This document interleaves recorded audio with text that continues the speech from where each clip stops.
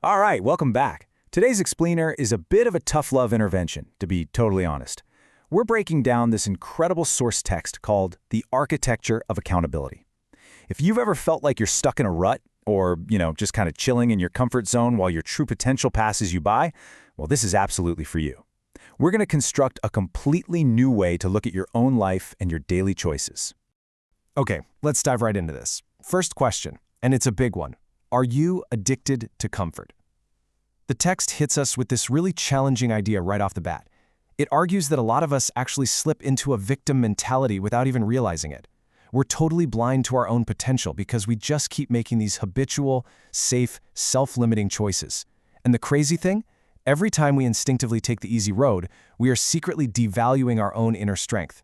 Which brings us to a seriously bold reality check. Look, if you're constantly postponing your dreams, if you're putting off your passions, or even holding back your love and energy, there is literally only one person to blame.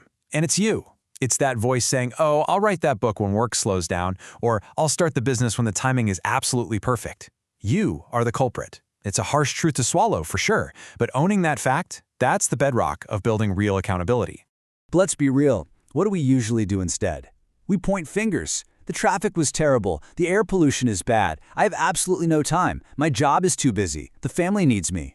We rattle off this endless list of external factors like it's some sort of protective shield. The source points out how we just frantically point to everything outside of our control to justify why we're missing out on life. We use these daily, annoying little frustrations as our ultimate excuse for failing to level up. And this brilliantly illustrates the real conflict here. On one side, you've got the victim mentality. That's the frantic blame game we just talked about.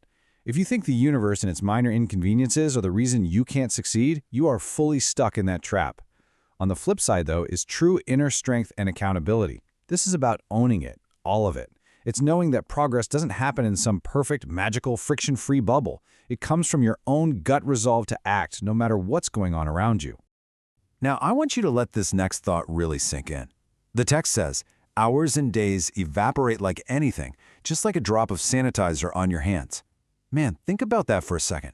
It's such a vivid, almost painful metaphor. You squeeze a drop of hand sanitizer onto your palm, you rub your hands together, and poof, it's gone. Vanished into thin air. That is exactly the painful reality of what happens to our time when we aren't paying close attention. It just completely evaporates. Hearing a quote like that, well, it can definitely cause a little spike in anxiety. But here's the reassuring truth. It is absolutely okay to feel nervous about that. It's totally fine to feel a little stressed about that evaporating sanitizer. Why? Because you can use that stress as fuel. As long as that little jolt of panic actually gets you to start taking your time seriously and pushes you toward gradual daily improvement, then that stress is actually a massive superpower. So the crucial point is how we channel that exact feeling into truthful goal setting. Maybe you've got big career ambitions, like launching a startup or finally pursuing that side hustle. Maybe it's a lifestyle shift, like actually getting healthy and getting fit. Or maybe you're eyeing that first 5K or a 10K or even a full marathon. Whatever it is, the rule is the same.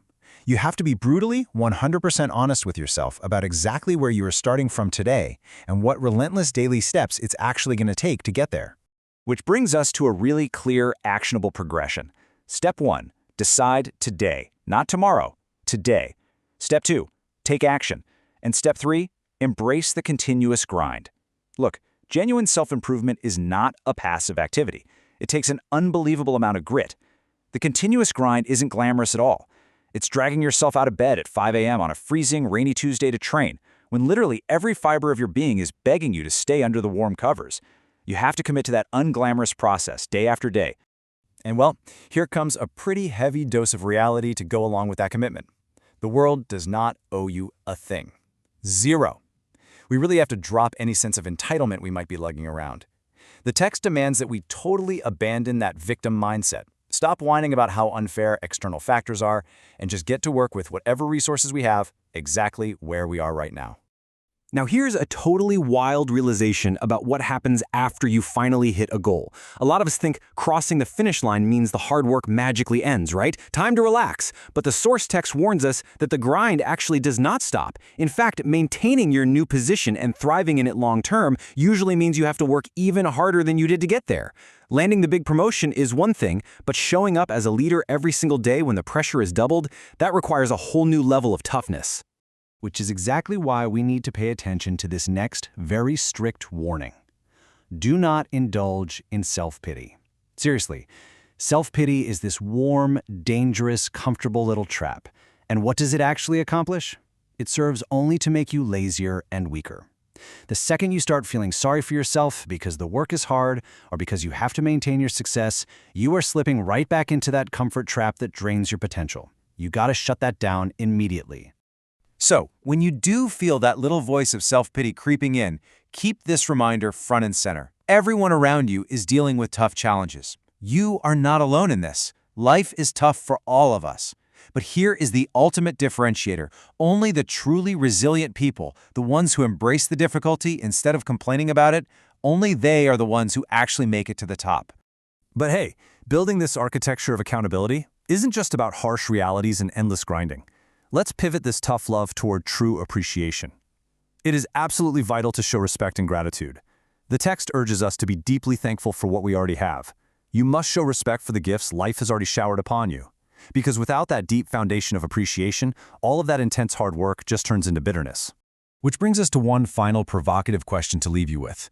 Life is tough, and the world owes us absolutely nothing. So, looking at this new architecture of accountability we just mapped out today, what excuse are you going to drop today? Remember, your time is evaporating like that drop of sanitizer. Make an impactful choice right now. Thanks so much for hanging out with me for this explainer. Now get out there and take action.